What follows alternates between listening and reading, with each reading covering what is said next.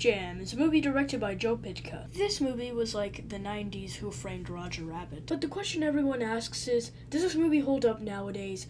Or is this one of those movies that it's just a time capsule of the time and that you can only watch for that reason alone?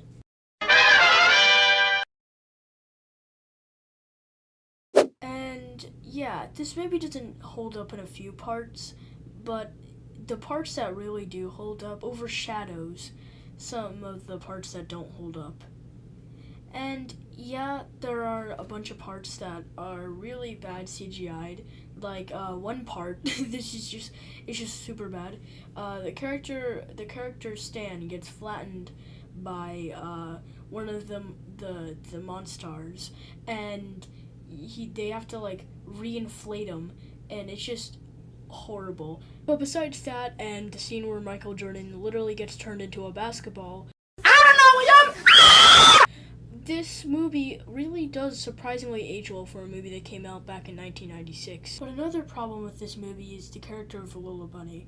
Now, I believe this is actually her first appearance in like everything, and then she just kind of became a staple of the Looney Tunes. But the problem with her is that she gets zero character development. She just kind of shows up in the middle of the movie and then plays the basketball game. Hopefully her character gets improved in Space Jam: A New Legacy, but nonetheless, that's that. But here are the pros. I really like the comedy. Now, for a 90s movie, this movie's surprisingly meta.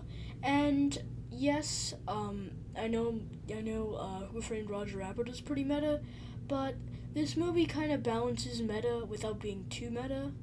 Count how many times I've said meta. Another pro is the performance of Bill Murray's character, great, I'm gonna have to Google this. Apparently, Bill Murray plays Bill Murray. I don't know how I didn't know that. I also was really surprised by Michael Jordan's performance, because I don't even think he's actually had any roles before this movie. Correction, he was in one thing, but it was literally just a Michael Jackson music video, and it was for the song Jam. There are a few parts that his acting can get a little rocky, but that's only like one or two parts. Also, not to forget how well he bounces off Bugs Bunny and company. Another pro was the goddamn soundtrack. Like, no one can go and watch Space Jam without thinking of all the good songs in this. I mean, there's a literal song with Bugs Bunny rapping. Like Trump's wife up to my ears in carrot. I just figured out this song was written by Jay-Z. Also, that arm stretching scene with the CGI was pretty okay, but it was definitely not the Michael Jordan basketball. And that was my review for Space Jam: A New Legacy. Sorry if this one is short. I would appreciate if you gave it a like, and maybe if you haven't seen my content and you want to see more of this, I will definitely come out with more of this very, very soon. Actually, the next review will be the sequel for this movie, Space Jam: A New Legacy. So I'd consider subscribing if you want to see more of that. And I'm really sorry for making this so short as it is.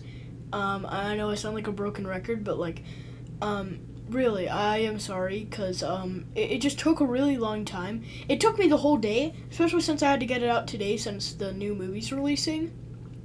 And yeah, the next time you'll see me, I will be talking about the next Space Jam movie. So, as always, don't kill anyone while I'm gone, and see you in the next one.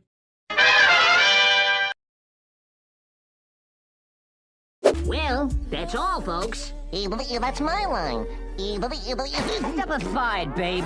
Let a star do this. That's all! That's all, folks. Can I go home now?